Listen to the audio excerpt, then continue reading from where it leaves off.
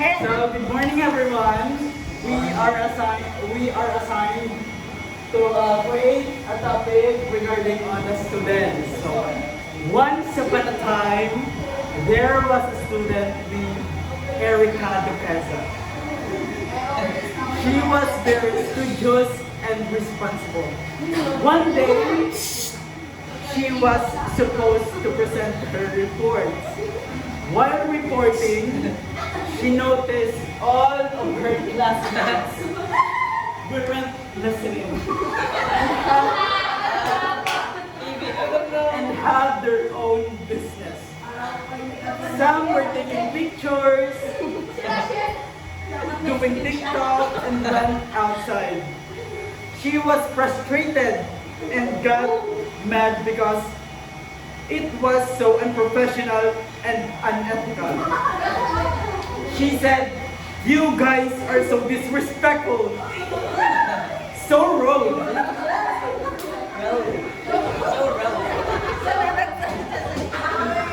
She then proceeded to tell her classmates, "You can curse me all you want. What? You can curse me all you want, but your action is a reflection of you as a student." Honestly, we are one of the worst section ever, and you guys proved it. So the moral lesson of the story: be pretty, be respectful, and be responsible. That's all.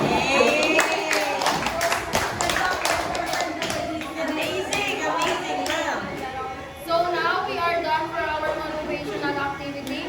So now let's proceed to our discussion. Modes of teaching grammar. Different teaching modes such as separate mode, integrated mode, skills mode, or knowledge mode can be adapted depending on a certain variables in the language teaching context, such as a learner variables and instructional variables. These articles will suggest two kinds of mode: storytelling mode and linguistic mode. So, the language teaching methods like storytelling modes for beginners and linguistic modes for advanced learners adapt to students and instructional factors. Next is linguistic mode.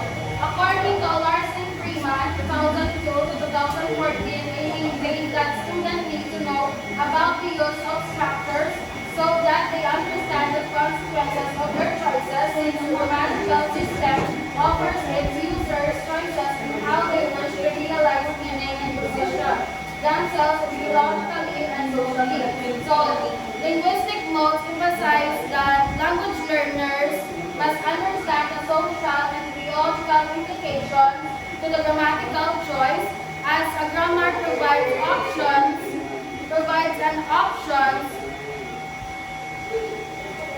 options for expressing meaning and positioning oneself.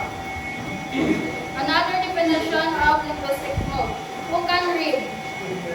Desiree, please. Linguistic mode refers to written or spoken words. The mode includes the word voice and delivery of written or spoken text, the organization of words into sentences and paragraphs, and the development of incoherence of words and ideas. Thank you. So, linguistic mode encompasses the all aspect of written and spoken words languages, from individual word choice to overall organization and coherent text.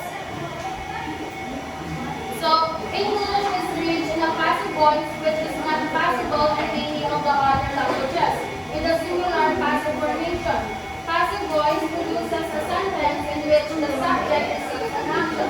So the subject is the one who receives the action. And active voice produces a sentence in which the subject performs an action. So in active voice is the subject is the one who performing the action. For example, passive voice, the house will be cleaned by me every Saturday. So the sentence shows the object is house, while the receiving action with an actor is by me. In active voice, I will clean the house every Saturday.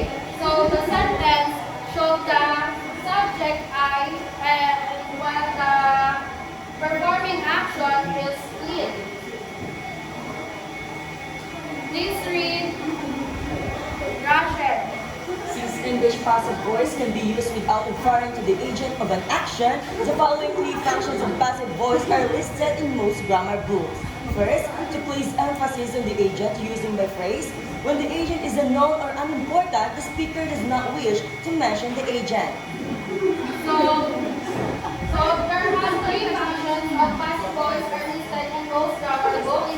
You place emphasis on the agent using by a phrase.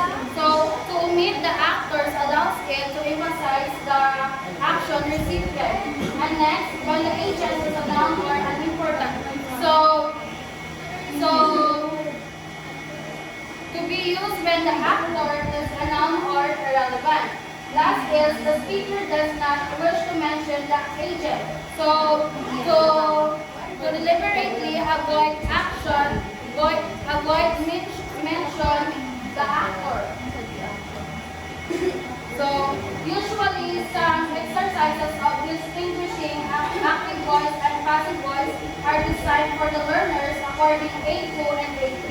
And the following dialogue will explain the reasons or the purposes of speaker A and answering in different ways. A. I want to go to the party. B. Why? At A1, you haven't invited me. A2, why you haven't invited me? And A3, I haven't been invited. So A1 is the most direct way of answering which expresses complaint to the listener B. And A2 is moderate but still verb used in different ways. The speaker of other languages construct experience in the world. So now let's proceed to storytelling mode. Who can read? Mary Grace. A grammar lesson is not complete without an application stage. Word 1988 emphasizes an application is believed to require volume and repetition. That is, learners need to be given adequate opportunities to use the items to be learned as much as possible. So, storytelling mode, the text emphasizes the importance of application in grammar lesson, stating the learners need ample opportunities to utilize what they have learned. Another definition of storytelling mode. Storytelling mode is an effective way to apply what the student learned to real communication. English grammar can be taught in real communication through core language skills by listening, speaking, reading, and writing. Some stories will both the teachers and the student. Therefore, it is also called integrated mode.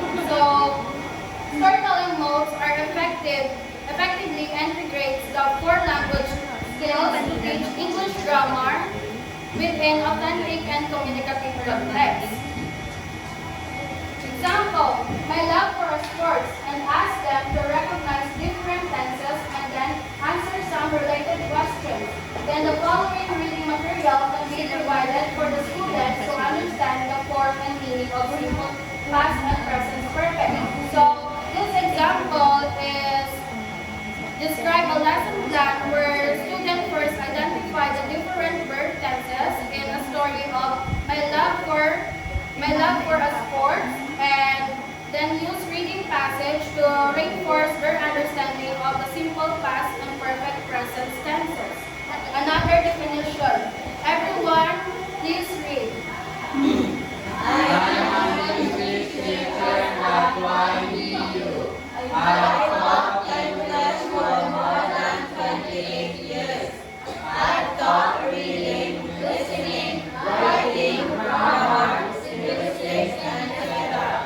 In order to make my teaching more effective and more interesting, I got my MA in 1999.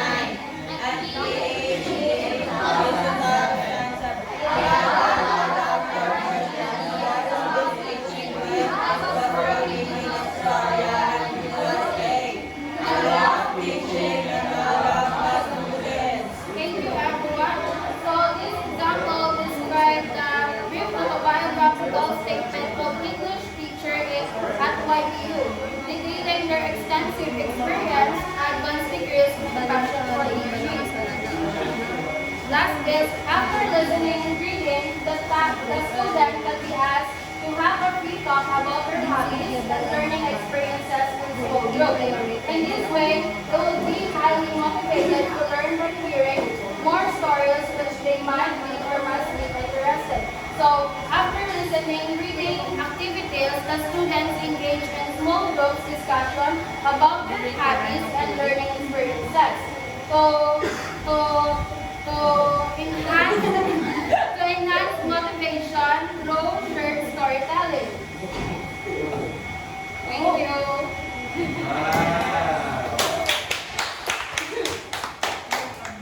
Waiting lang. Waiting lang. 1, 2, 3, 1. Waiting. Modes of teaching grammar. Different teaching modes are the separate mode. Linguistic mode learns to say the student needs to know about the use of structures. The linguistic mode refers to written and spoken words. Passive produces a sentence in which the subject receives an action. Active voice produces a sentence in which the subject performs.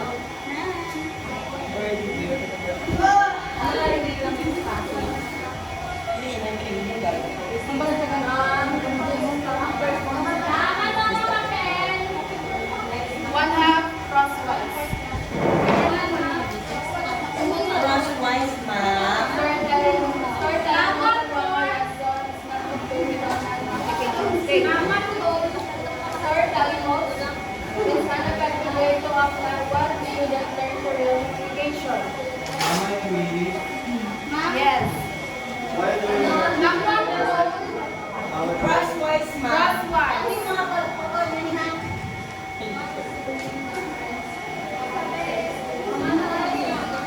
Mga yung pagugit lang question sa AI ang huklay pa. Dadang hapos lang. What is the main difference? Bisan, research ka namin. Spelling, ikaw.